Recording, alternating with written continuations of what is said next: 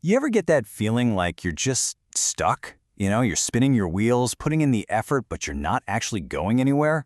We all do. But what if I told you there's a kind of physics to getting unstuck? A way to understand the forces that can build some serious, unstoppable forward momentum in your life. This old Japanese proverb, it just nails it, right? It's not about avoiding failure or never falling down. It's about that one extra time you get back up. That 8th time standing, that's it. That's the moment progress is born.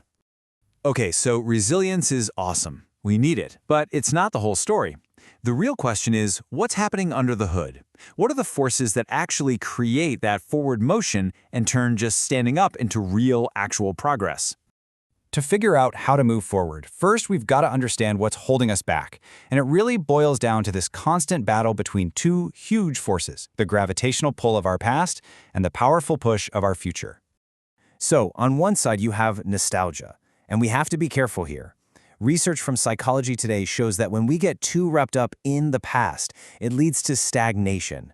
But on the other side, a massive review of 21 different studies found that thinking about the future is tied to things like higher engagement and better grades. The data is pretty clear. Looking forward is the fuel. And here's why that nostalgia can be such a trap. The amazing filmmaker Ken Burns called it a strategic oversimplification of the past. I love that, because nostalgia isn't really the past, is it? It's a highlight reel. It's the past with all the hard parts edited out, and that makes the present feel kind of crummy and the future seem really intimidating. So moving forward, it takes more than just a destination. We need momentum. And in the big leagues, in politics, sports, finance, they have a name for this. They call it the Big Mo.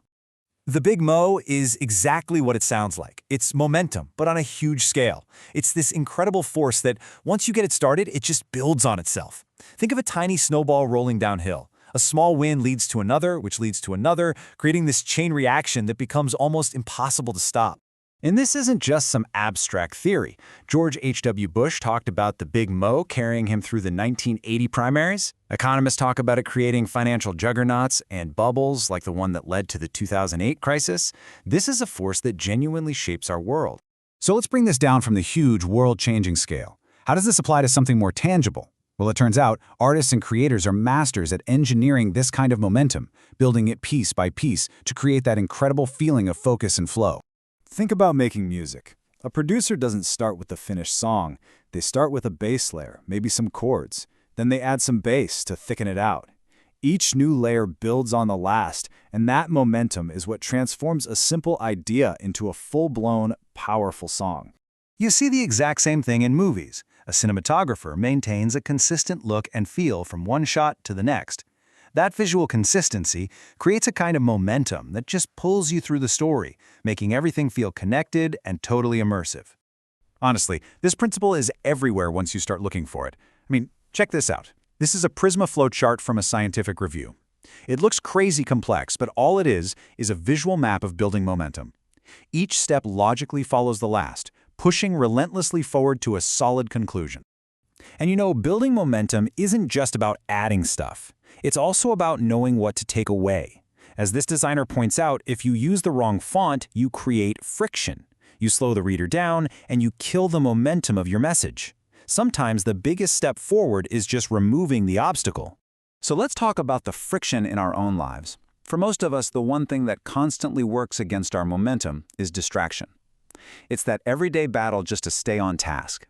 So, what is distraction really? When you boil it all down, it's just a miscalculation. It's when we trade something that's actually important for something that feels more urgent or more satisfying in the moment.